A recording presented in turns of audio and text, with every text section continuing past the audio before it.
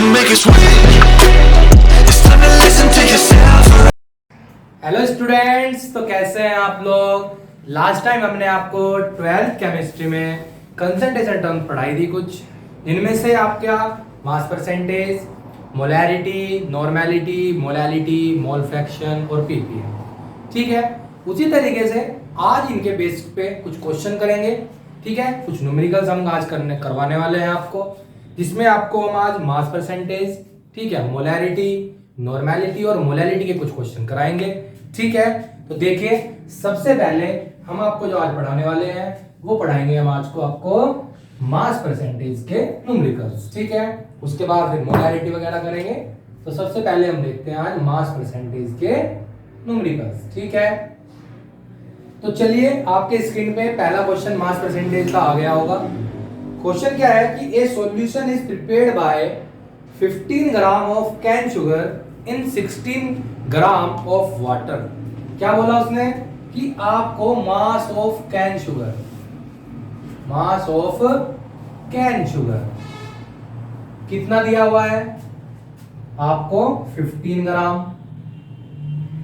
ठीक है, उसने बोला कि ये 15 ग्राम और 60 ग्राम किसके अंदर डिसॉल्व है, वाटर के। इसका मतलब ये तो क्या काम कर रहा है, कैन शुगर सॉल्यूट का, और मास ऑफ वाटर क्या काम करेगा आपका, सोलवेंट का।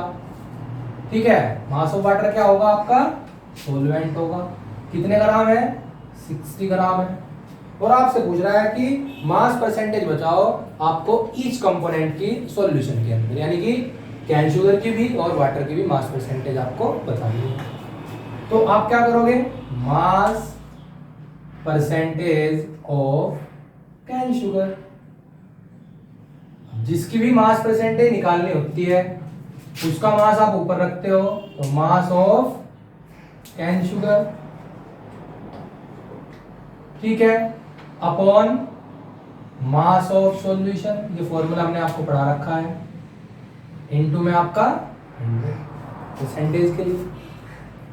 तो मास ऑफ कैन शुगर तो हमारे पास है 15, ठीक है, 15 है, लेकिन मास ऑफ सॉल्यूशन नहीं है। लेकिन हमारे पास किसका मास है, सोल्यूट का और सॉल्वेंट का।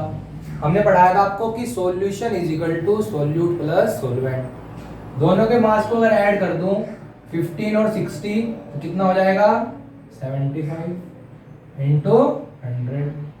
ठीक है, जिसकी भी मास परसेंटेज निकालनी होती है उसका मास ऊपर अपॉन में टोटल मास इंटू 100। ठीक है, तो ये आपका कैंसिल हो जाएगा यहाँ 5 बार और ये 20 बार। तो आपका कितना आंसर आ गया, 20%। अगर आपका कैन शुगर 20% है तो आपका वाटर कितना होगा, 80% होगा। सिंपल सी बात है, 100 में से माइनस कर दो। ठीक है, चलो फिर भी देख लेते हैं कि किस तरीके से ये 80% रहने वाला है। तो आपको क्या करना होगा, यहाँ पे मास ऑफ कैन शुगर की जगह पे बस केवल क्या चेंज करना है, मास परसेंटेज ऑफ H2O में केवल मास ऑफ H2O करना है। यहाँ पे कितना मास है H2O का, आपका 60। ठीक है, टोटल मास सॉल्यूशन का कितना आया था, 75 इंटू 100। डिवाइड कर आप उसे मतलब सोल्व कर लीजिए। ये 4 बार कटेगा 15 से, ये 5 बार कटेगा और ये 20 बार इधर, और बीच का आपका कितना हो जाएगा, 80 बार। तो मैंने आपको बताया था ना, या तो आप सोल्व कर लो या आप 100 से माइनस कर दो 20 का, तो कितना आ जाता है, 80 आ गया। तो इस तरीके से आप मास परसेंटेज निकाल लेंगे। ठीक है, इसी तरीके से अब एक क्वेश्चन आपको और दे रखा है कि calculate the mass of cane sugar. अब की बार क्या बोला उसने आपको कि आपको मास निकालना है, अब क्या मास परसेंटेज नहीं निकालनी, क्या निकालना है, मास निकालना है कैन शुगर का, and water to required prepare 250 gram of 25% cane sugar solution. तो ये पूछ रहा है आपसे, तो देखते हैं, आ जाइए। क्या कहा उसने कि मास ऑफ कैन शुगर बताओ, तो मैंने लिख दिया यहाँ पे मास ऑफ कैन शुगर लिख दिया भैया। कितने निकालना है इसे, तो इसे फाइंड करना है। ठीक है, कितने ग्राम सॉल्यूशन है कि मास ऑफ सॉल्यूशन कितने ग्राम है आपका, आपका मास ऑफ सॉल्यूशन कितना है, 250 ग्राम है।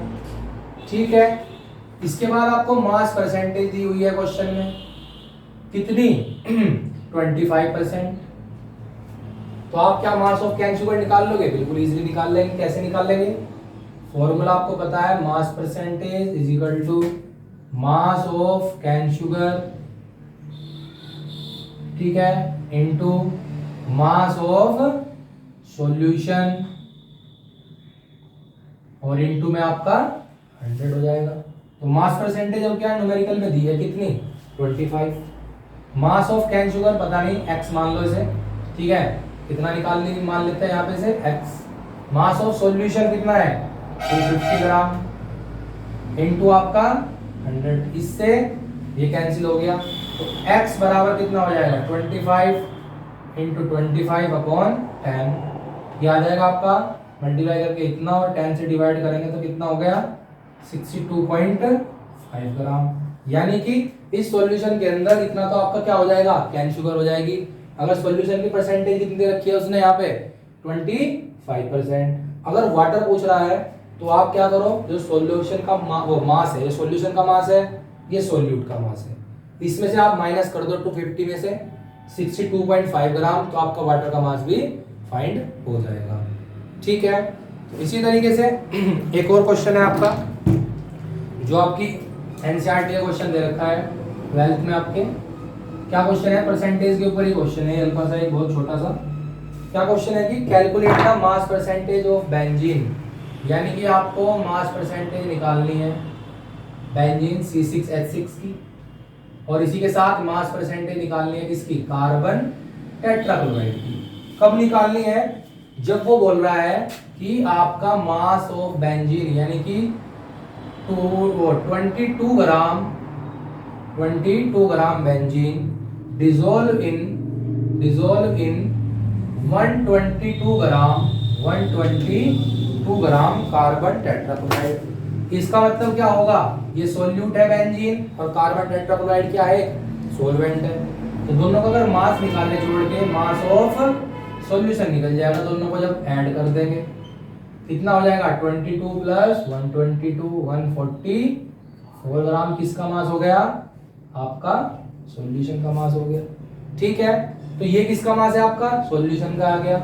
मास परसेंटेज किसकी निकालनी है, बेंजीन की निकालनी है और बाद में कार्बन टेट्राक्लोराइड की। तो मास परसेंटेज ऑफ बेंजीन निकालने के लिए जिसकी मास परसेंटेज निकालते हैं उसका मास ऊपर रखते हैं, यानी कि मास ऑफ बेंजीन हो जाएगा आपका। ठीक है, टोटल मास हो जाएगा सॉल्यूशन का और इनटू में क्या हो जाएगा आपका 100 हो जाएगा।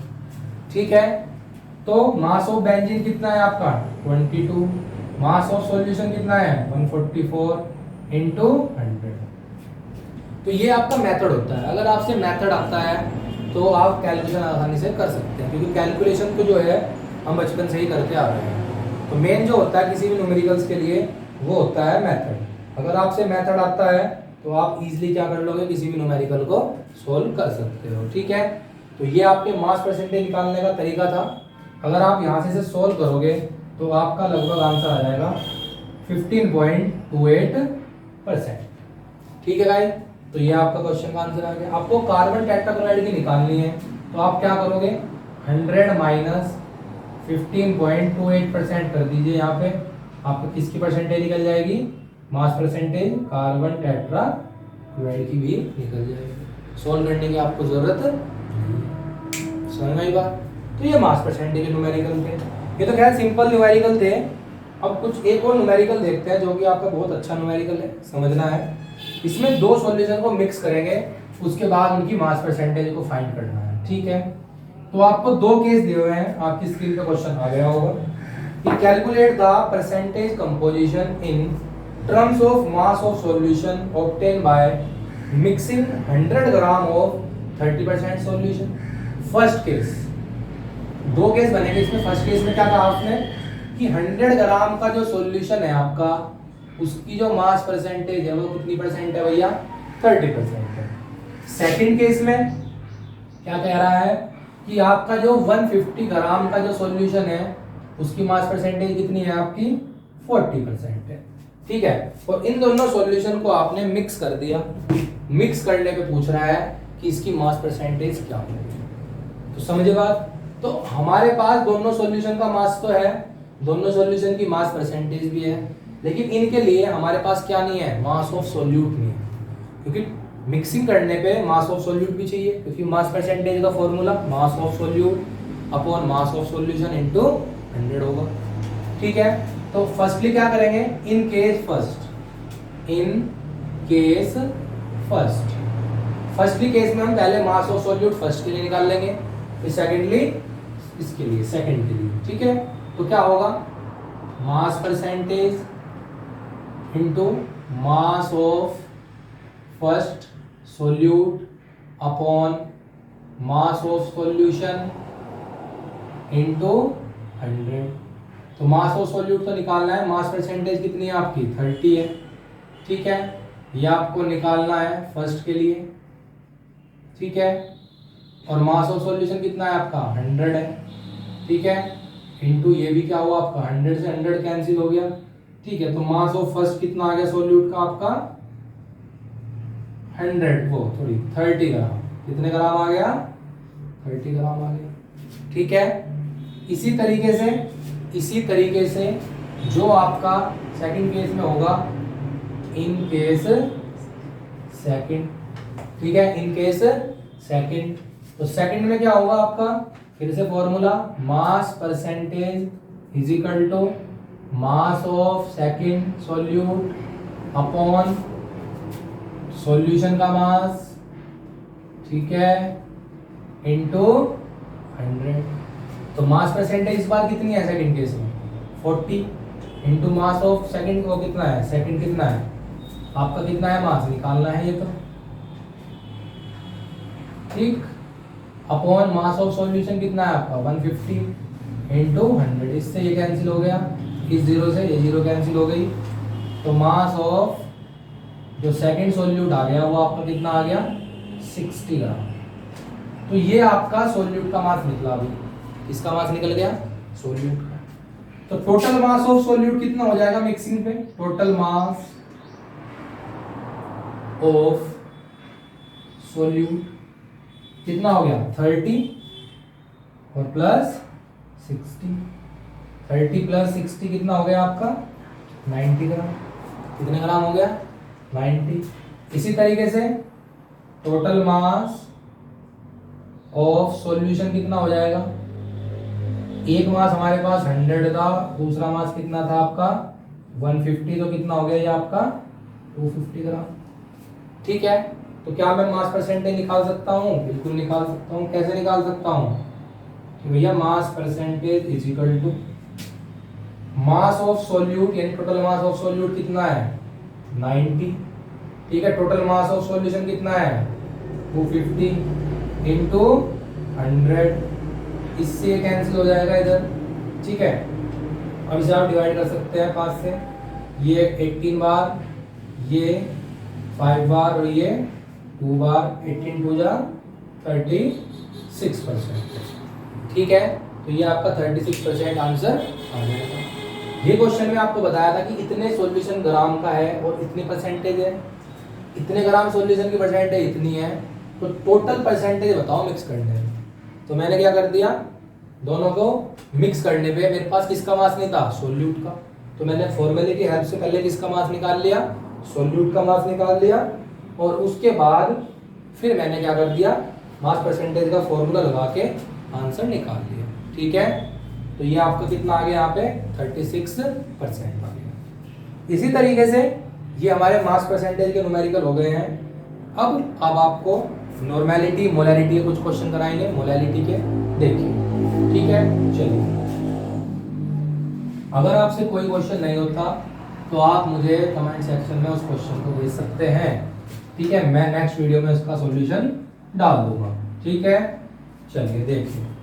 पहला क्वेश्चन आपकी स्क्रीन पे नॉर्मेलिटी और मोलैरिटी को लेके है कि क्या बोल रहा है कि if 0.4 gram of NaOH is present in 40 ml of solution. तो उसने क्या कहा कि आपको मास दिया इसका NaOH का कितने ग्राम 0.4 ग्राम। WA का जो बोलते हैं सो बोलते हैं मास ऑफ सॉल्यूट। ठीक है, वॉल्यूम कितना है आपका 40 ml है। ठीक है, और वो आपसे पूछ रहा है कि इसकी मोलैरिटी बताओ और साथ में नॉर्मेलिटी भी बताओ। ठीक है, तो फॉर्मूला लगाए और आंसर लाए, बस सिंपल सवाल है तो बहुत ज्यादा।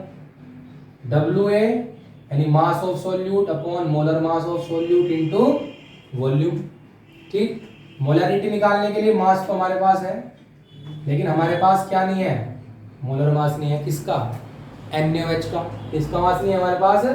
NaOH का। तो NaOH का मोलर मास निकालने के लिए Na का कितना है 23, ऑक्सीजन कितना है 16, हाइड्रोजन कितना है 1, तो कितना हो गया ये 40। यानी कि आपके पास Ma कितना है 40 है। और जिस भी स्टूडेंट से अगर मोलिकुलर मास या एटॉमिक मास याद नहीं आते या मोलिकुलर मास निकालना नहीं आता, तो वो मैंने लास्ट टाइम एक वीडियो डाल रखी है मोलिकुलर मास और एटॉमिक मास की, वहां से आप उसे देखकर निकालना सीख सकते हैं। ठीक है, तो Ma कितना हो गया आपका 40, वॉल्यूम कितना है आपका 40 ml। ml को किसमें बदलेंगे? लीटर में। 1000 डिवाइड करेंगे, 1000 किधर पहुंच जाएगा? ऊपर चला गया। 1 0 यहाँ से आ जाएगी, 1 2 3 की 3 0 कैंसिल हो गई। इस 4 से ये 4 कैंसिल हो गया, तो आपका क्या बचा 1/4, यानी कि आपका 0.25 आंसर आ गया मोल पर लीटर। ये आपकी मोलैरिटी आ गई। इसी तरीके से आपका क्या होता है, नॉर्मेलिटी भी होती है। जो नॉर्मेलिटी होती है उसका फॉर्मूला होता है W यानी मास of solute upon equivalent weight into volume. Molarity और नॉर्मेलिटी में बस एक चेंज होता है, वहां पे हम मोलर मास यूज करते थे और यहाँ पे क्या यूज करेंगे आपका इक्विवेलेंट वेट। लास्ट टाइम मैंने एक सिंगल वीडियो डाल रखी है नॉर्मेलिटी पे, आप वहां से इक्विवेलेंट वेट भी समझ सकते हैं, नॉर्मेलिटी क्या होती है वो भी समझ सकते हैं। ठीक है, उस समय मैंने वहां पे बताया, उसमें मैंने एसिड बेस और सॉल्ट तीनों के इक्विवेलेंट वेट निकालने सिखाए थे n फैक्टर की हेल्प से। ठीक है, तो समझ लीजिए फिर दोबारा एक बार, क्योंकि जो हमारा NaOH है वो एक बेस है। NaOH क्या है? हमारा एक बेस है। तो बेस का अगर आपको इक्विवेलेंट वेट निकालना है तो molar mass upon free OH से आप डिवाइड कर देंगे, यानी n फैक्टर से। जितना कोई बेस OH रिलीज करता है, फ्री OH होते हैं, उसे n फैक्टर बोलते हैं। या आप क्या लिख सकते हो, फ्री OH। ठीक है, तो Ma कितना है आपका 40 और फ्री OH NaOH में कितने OH हैं 1, तो 1 ही रिलीज करेगा, तो 1 से डिवाइड होगी, तो यहाँ पे इक्विवेलेंट वेट भी कितना आ जाएगा आपका 40 ही आ जाएगा। कितना आ जाएगा 40 आ जाएगा। ठीक है, यानी कि जिन केस के अंदर आपकी n फैक्टर की वैल्यू कितनी होगी, n फैक्टर कितना होगा आपका 1 होगा, उन कंडीशन में जो मोलैरिटी होगी वही नॉर्मेलिटी होगी, और जो नॉर्मेलिटी होगी वही क्या होगी आपकी मोलैरिटी भी होगी। ठीक है, तो देख भी लीजिए चाहे 0.4 40 ml 1000 से डिवाइड लीटर। ठीक है, अब देखो ये वाली डिजिट और ये वाली डिजिट सेम है, तो इसका मतलब यहाँ पे भी इससे कैंसिल, इससे ये कैंसिल, ये कैंसिल, 4 से 4, तो कितना आ गया 1/4 इंटू 0. आया नहीं बराबर, तो इसका मतलब क्या होगा, क्योंकि यहाँ पे n फैक्टर क्या आते हैं हमारे इक्वल थे, n फैक्टर क्या आते भैया इक्वल थे, इसी वजह से जो आंसर भी क्या आया हमारा इक्वल आया। ठीक है, तो n फैक्टर की वैल्यू जहाँ पे भी 1 होगी वहाँ पे दोनों चीज सेम रहती है। ठीक है, इसी तरीके से नेक्स्ट क्वेश्चन करने से पहले हम आपको नॉर्मेलिटी और मोलैरिटी में रिलेशन बताएंगे। ठीक है, ये जरूर देखना आप और समझना। ठीक है, नॉर्मेलिटी और मोलैरिटी के फॉर्मूले से ही हम रिलेशन बना लेंगे, उसमें आप n फैक्टर की हेल्प से भी कर सकते हो और डायरेक्ट फॉर्मूला जो है उसकी हेल्प से भी कर सकते हो। तो नॉर्मेलिटी का जो फॉर्मूला है वो है मास of solute, molar mass of solute into volume.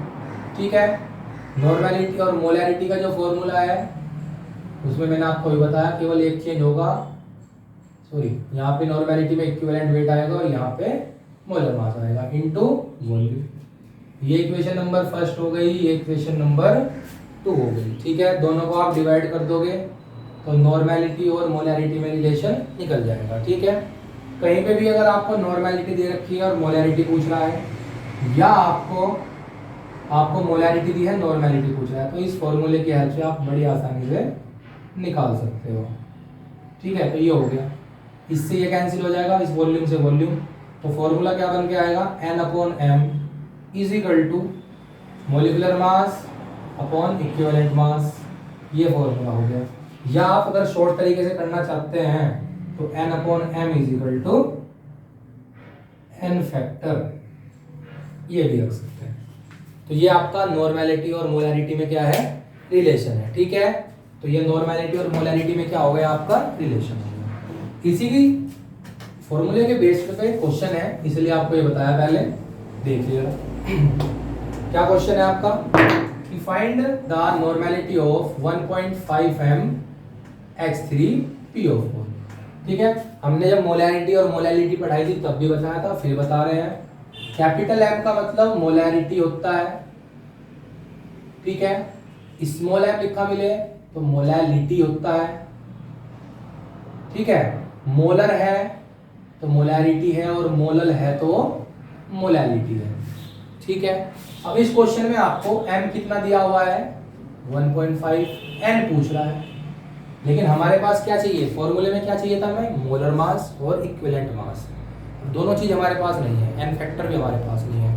n factor तो मैं बड़ा इजीली बता सकता हूँ कि ये एसिड 3 H+ रिलीज करेगा, तो इसका मतलब यहाँ पे n फैक्टर कितना होगा आपका, 3 होगा, ठीक है। तो लेकिन उसके लिए बाद में देखेंगे, पहले मोलर मास निकालते हैं।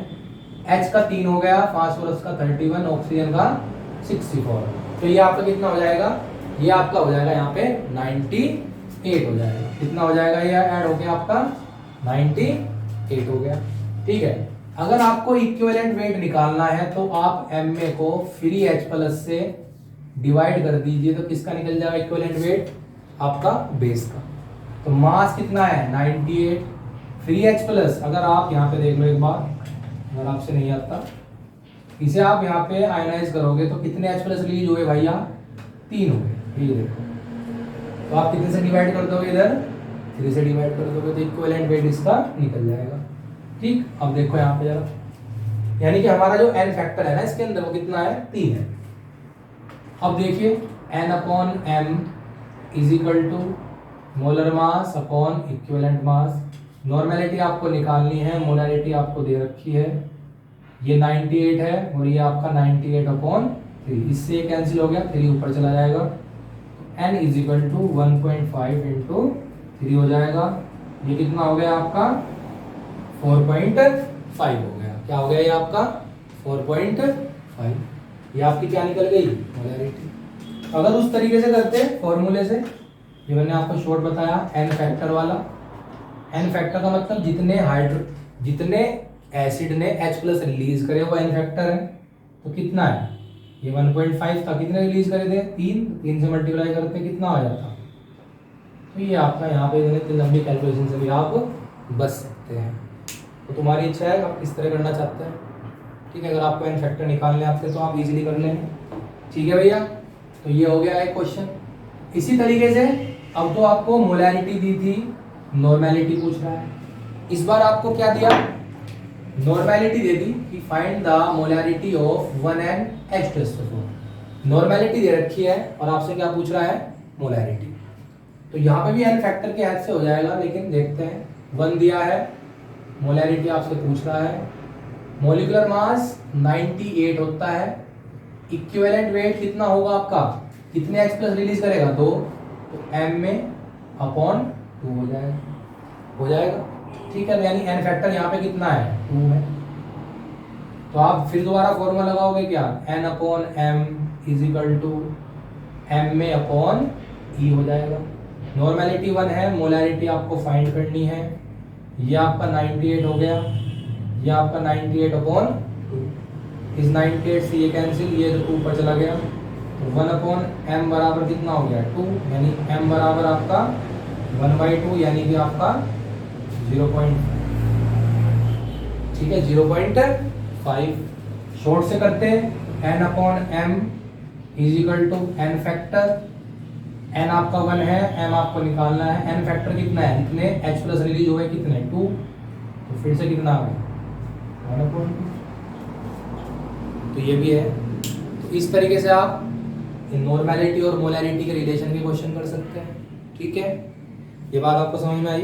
तो इसी तरीके से और क्वेश्चन दिया हुआ है एक कि फाइंड आउट द, अब एक अलग तरह का क्वेश्चन है, इसे देखते हैं जरा, कि find out the molarity, find out the molarity of 93%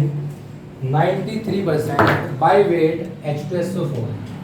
और क्वेश्चन में आपको डेंसिटी दे रखी है कितनी, 1.84 ग्राम पर ml, और आपको जो सॉल्यूशन दिया है वो आपको H2SO4 का सॉल्यूशन दिया है W/W, यानी कि बाय मास बाय वेट, ठीक है, इस तरीके से दे रखा है, और आपसे उसकी मोलैरिटी पूछ रहा है, ठीक है। अभी तो एक तरीका तो हम इसका लॉन्ग कराएंगे, उसके बाद एक तरीका आपको शॉर्ट कराएंगे, ठीक है। तो पहले आप लॉन्ग तरीके से देखिए, उसके बाद आपको किस तरीके से समझाएंगे शॉर्ट से। हमने आपको जब मास परसेंटेज पढ़ाई थी तो 93% लिख रहा है, इसका मतलब हमने बताया था 93 अपॉन आपको 100। इसका मतलब क्या है कि 100 ग्राम सॉल्यूशन के अंदर 93 ग्राम आपका क्या है, H2SO4 है। 93 ग्राम क्या है आपका, H2SO4। तो यहाँ पे हम क्या लिखेंगे क्वेश्चन में कि मास ऑफ सॉल्यूशन कितना है आपका, 100 ग्राम, ठीक है। मास ऑफ H2SO4 कितना है आपका, 93 ग्राम। कितने ग्राम हो गया आपका, 93 ग्राम, ठीक है। तो ये आपको हो गया। लेकिन जब हमने क्या निकालनी है, मोलैरिटी, तो मोलैरिटी का फॉर्मूला क्या होता है, WA/MA इंटू V। वॉल्यूम तो क्वेश्चन में है ही नहीं। चलो MA क्या है, H2SO4 है, H2SO4 का मोलिकुलर मास तो मुझे पता है कितना होता है, 98, ठीक है, 98 होता है, लिख दिया। लेकिन वॉल्यूम नहीं है क्वेश्चन में। लेकिन हमने पढ़ रखा है कि density is equal to mass upon volume. जब मेरे पास पूरे सॉल्यूशन की डेंसिटी है और पूरे सॉल्यूशन का मेरे पास मास है, तो क्या मैं वॉल्यूम निकाल लूंगा सॉल्यूशन का, बिल्कुल मजे में निकाल लेंगे, कोई टेंशन नहीं आने की। तो सबसे पहले समझिए ये 93% का मतलब यही होता है कि 93 ग्राम जो भी चीज दे रखी है वो 100 ग्राम सॉल्यूशन के अंदर डिसॉल्व है, ठीक है, जब बायोमास का क्वेश्चन आता है, ठीक। तो आपको क्या करना है, डेंसिटी इज इक्वल टू, जिसकी डेंसिटी होती है, सॉल्यूशन की डेंसिटी है, तो मास भी किसका होगा, सॉल्यूशन का होगा, और वॉल्यूम भी किसका होगा, सॉल्यूशन का। V से सॉल्यूशन का वॉल्यूम। डेंसिटी कितनी है, 1.84, 1.84, और मास ऑफ सॉल्यूशन कितना है, 100, ये V। तो V इज इक्वल टू कितना हो जाएगा आपका, 100 अपॉन 1.84, ये 2 जीरो ऊपर चली जाएंगी, तो V इज इक्वल टू कितना हो गया आपका, ठीक है, 10,000 अपॉन 184 ml। अब ये ml में क्यों आया, क्योंकि डेंसिटी किस चीज में थी हमारी, ml में थी, इसलिए वॉल्यूम भी किस चीज में आ गया, ml में आ गया। तो अब आपको क्या निकालना है, वॉल्यूम आ गया, तो अब तो नॉर्मैलिटी बोल रहा हूँ, मोलैरिटी बड़े आसानी से निकाल सकते हैं। तो molarity is equal to formula WA/MA into V। WA जो मास ऑफ सॉल्यूट या जो मास ऑफ H2SO4 उसने दे रखा है, कितना दिया है आपको, 93, मोलर मास कितना है, 98, वॉल्यूम कहाँ है, ये रहा, कितना है, 1000 अपॉन 184, 184 ऊपर चला जाएगा, लेकिन ये वॉल्यूम भी किस चीज में है, ml में। तो इसे बदलने के लिए लीटर में कितने से मल्टीप्लाई होगी, ऊपर यहाँ मल्टीप्लाई हो गई 1000 से। तो देखो ये 3 जीरो से 3 जीरो क्या हो जाएंगे, कैंसिल हो जाएंगे। तो जो आपका आंसर आ जाएगा 93, 184, 98 इंटू 10 आ गया। यहाँ से हम कैलकुलेशन करके आंसर निकाल लेंगे, बिल्कुल मजे में निकाल लेंगे। तो ये तरीका तो आपका लॉन्ग था। फिर दोबारा समझा रहा हूँ, परसेंटेज कोई सवाल में आपको 93% दिया, 93, उसका मतलब 93 ग्राम H2SO4 100 ग्राम सॉल्यूशन के अंदर है, ठीक है। डेंसिटी दे रखी थी, क्योंकि मुझे मोलैरिटी निकालने के लिए क्या चाहिए होता है, वॉल्यूम। तो मैंने डेंसिटी वाले फॉर्मूले से क्या निकाल लिया, पूरे सॉल्यूशन का वॉल्यूम निकाल लिया। उसके बाद मैंने यहाँ पे रखा, ये ml में था तो 1000 से डिवाइड करके 1000 कहाँ पहुँच गया, ऊपर चला गया लीटर बदलने के लिए, तो लीटर में आ गया वॉल्यूम। तो लास्ट में मेरी मोलैरिटी इतनी आ गई। ये तरीका तो आपका लॉन्ग था, ये तरीका आपका कैसा था, लॉन्ग। अब इसे अगर शॉर्ट तरीके से क्वेश्चन करना है 2 लाइन में, तो उसके लिए आपको एक फॉर्मूला याद रखना है। कभी अगर ऑब्जेक्टिव क्वेश्चन इस तरह का आ जाए तो आपको उस फॉर्मूले से डायरेक्ट कर देनी है molarity. Molarity is equal to percentage by mass D into 10 upon M मतलब मोलिकुलर मास। कितनी परसेंटेज रखी थी आपको बाय मास, 93।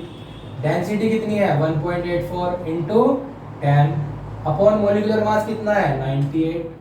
तो यहाँ से कितनी जीरो आएंगे नीचे 2, इससे कैंसिल हो गया। तो क्या हुआ देखो 93, 184, 98 इंटू 10।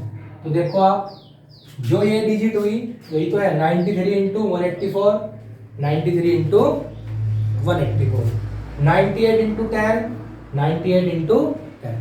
तो आप इस शॉर्ट तरीके से भी क्वेश्चन को कर सकते हैं। समझ में आई बात? तो ये इस तरह क्वेश्चन अभी आए तो ये फॉर्मूले से भी आप कर सकते हैं, या कोई लॉन्ग तरीका हो उससे भी आप क्वेश्चन को कर सकते हैं। ठीक है स्टूडेंट्स, चलिए इसी तरीके से लास्ट क्वेश्चन देखते हैं आज का, मोलालिटी का। जो मोलालिटी है उसे भी तो पढ़ना है, उसका एक क्वेश्चन कर लेते हैं, कोई प्रॉब्लम होगी लास्ट टाइम कराएंगे। ठीक है, नेक्स्ट वीडियो में हम आपको मोल फ्रैक्शन के और कुछ मिक्सिंग क्वेश्चन कराएंगे, काफी इंटरेस्टिंग क्वेश्चन होंगे, काफी मॉडरेट क्वेश्चन होंगे। ठीक है, तो देखिए लास्ट क्वेश्चन क्या दिया आपको कि find out the molality 20% K2CO3। ठीक है, यानी कि आपको 20% K2CO3 दिया है, किसी तरीके से बाय मास। ठीक है, 20% क्या दिया हुआ है K2CO3 दिया हुआ है बाय मास। तो आपको क्या निकालनी है, इसकी मोलालिटी निकालनी है। क्या निकालनी है, मोलालिटी निकालनी है। चलिए तो फिर से क्या होगा कि आपका जो मास ऑफ सॉल्यूशन है वो कितना होगा, मैंने क्या बताया आपको 20/100। 100 ग्राम का सॉल्यूशन ऑलवेज रहेगा जब आपको क्या दे रखी होगी, मोलारिटी हो मास परसेंटेज 100 ग्राम। ठीक है, इसी तरीके से मास ऑफ K2CO3 कितना दिया हुआ है 20 ग्राम होगा। आपको जो फॉर्मूला निकालना है वो किसका है, मोलालिटी फाइंड करनी है। तो मोलालिटी इज इक्वल टू क्या होगा, मास of solute, molar mass of solute into mass of solvent in KG. तो मेरे पास मास ऑफ सॉल्वेंट तो क्वेश्चन में नहीं है, मास ऑफ सॉल्यूशन भी है, मास ऑफ K2CO3 मतलब सोल्यूट है, इसका भी मास है। तो मास ऑफ सॉल्वेंट कितना हो जाएगा, mass of solvent is equal to mass of solution minus mass of solute. तो 100 माइनस 20, इसका मतलब कितना हो गया 80 ग्राम आ गया। कितने ग्राम आ गया 80। तो मोलालिटी का फॉर्मूला लगा देते हैं, ये रहा 20। मोलर मास किसका है K2CO3 का, K2CO3 का मोलर मास निकालते हैं। 1 K का 39 होता है, 2 से मल्टीप्लाई कर दी, फिर 2 है तो कार्बन का 12, ऑक्सीजन 3 है तो 16 दिया आपका 48। ये 78 हो जाएगा, ये 12 हो जाएगा और ये आपका क्या हो जाएगा 48। ये आपका कितना हो गया 80, 90 यानी कि 138 इंटू मास कितना है आपका 80, वो 80 ग्राम है। ये मास किसी में चाहिए हमें किलोग्राम में, 1000 से आप डिवाइड कर दोगे, यहाँ से ये कैंसिल हो गया। ठीक है, तो ये ऊपर रह गया भैया आपका 220 इंटू 100 138.8। तो इस तरीके से आप कैलकुलेशन करके इसका भी आंसर निकाल सकते हैं। ठीक है, तो मोलालिटी वाले क्वेश्चंस के अंदर आपको क्या करना है, मास ऑफ सॉल्वेंट यूज होता है यहाँ पे। नॉर्मेलिटी और मोलालिटी में क्या यूज हो रहा था आपका वॉल्यूम, यहाँ पे क्या यूज हो रहा है आपका मास ऑफ सॉल्वेंट। ठीक है गाइस, तो ये आज के कुछ हमारे क्वेश्चन थे जो हमने आपको कराए। आपको कोई प्रॉब्लम हो आप कमेंट सेक्शन में जरूर भेजें हमें। ठीक है, नेक्स्ट वीडियो आपके बीच जल्द आएगी न्यूमेरिकल्स की, देखते रहिए क्या है भैया, और प्लीज चैनल को सब्सक्राइब करते रहें और इसी तरह प्यार देने के लिए चैनल को बहुत बहुत आपका धन्यवाद। ठीक है, थैंक यू स्टूडेंट्स।